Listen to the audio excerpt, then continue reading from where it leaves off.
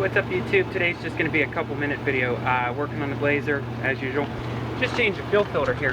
I wanted to point something out about this fuel filter. I don't know if you can see that, but it's extremely pitted and rusted. I want to just add a side note here that this filter on here is less than a year old. DriveWorks, Advanced Auto brand, definitely some cheap metal. I mean, it's actually got pitted. It wasn't leaking yet, but yeah. So don't buy DriveWorks filters.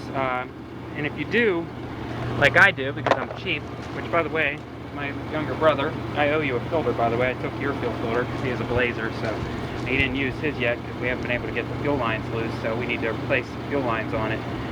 So I owe you a filter, brother. But anyway, yeah, threw that filter on.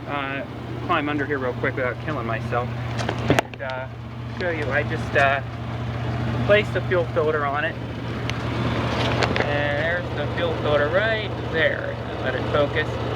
So what I did was I actually primered it. See how shiny it is? I took a regular out-of-the-box filter, DriveWorks from Advanced. I went ahead and primered it. Well, first I roughed up the surface because those filters are real shiny, stainless steel. Roughed up the surface a little bit so the paint would stick. Primered it. I base coated it, automotive paint, put a couple layers of base coat on it actually, and even took a couple minutes and threw some clear coat on it because I have one of these lovely sprayers here. Let's see if the camera will focus. Yeah, I have one of these automotive Harbor Freight doodads. So went ahead and base coat and clear coated the filter. Call me crazy, but I had a little bit of extra paint just laying around, so figured, you know, what the hell. If it's going to keep it from rusting, have an automotive paint on it, I'll let you know how it holds up. But yeah, I painted the filter, so hopefully, a lot of times you get filters from Napa, they're painted. Now I see why. Probably so they don't rot. But also wanted to point out, anybody knows any places I can get a cheap catalytic converter? Found my exhaust leak here. Let's see if I can show you here. Here's the cat right there. And somewhere along here, where did I see it? Oh, here we go. I don't know if you can hear that or not. That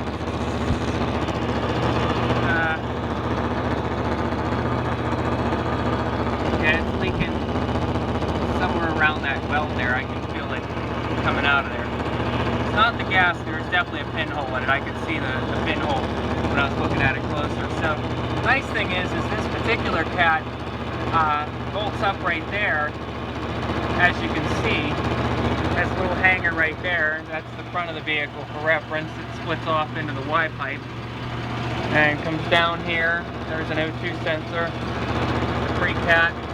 There's the cat, goes over the torsion bar cross member, and bam, right up to that direct fit, well, not a direct fit, but right up to that muffler, that thrust that I put on there. So nice thing is it's not the huge one, and the other good news is it's not the expensive one. Now the insides aren't rattling or anything in it, but it has sounded kind of plugged. And now that I see, actually there it is, there's one right there.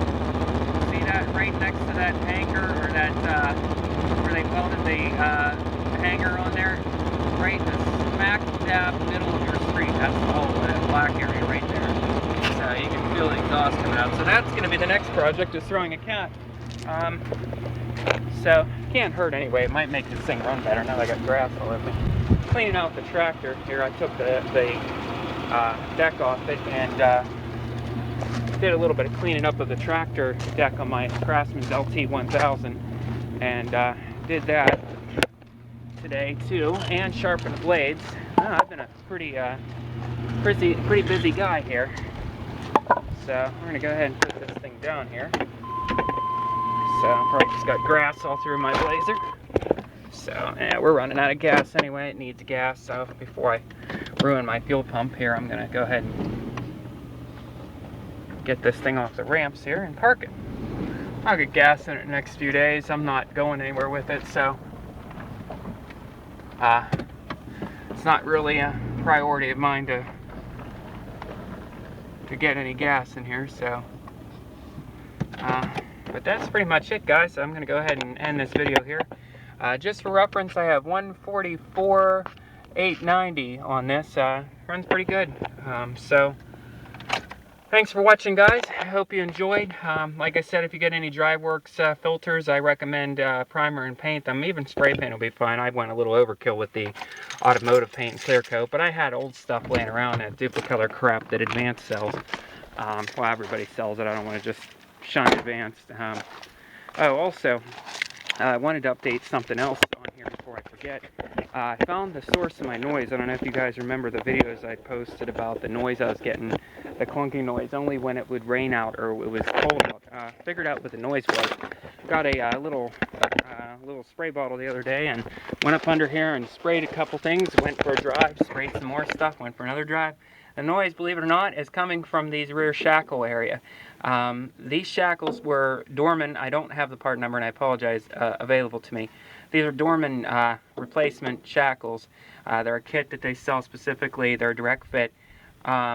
It's either the bushing here in the leaf spring that's shot, but I don't think it's the upper bushing that goes through the frame, because that's particular bushing I had replaced whenever I did the shackles. So, but when you get these wet, you get that, when you spray these bushings down in here and then you go for a drive, you get that clunking noise that sounds like it's coming from the torsion bars.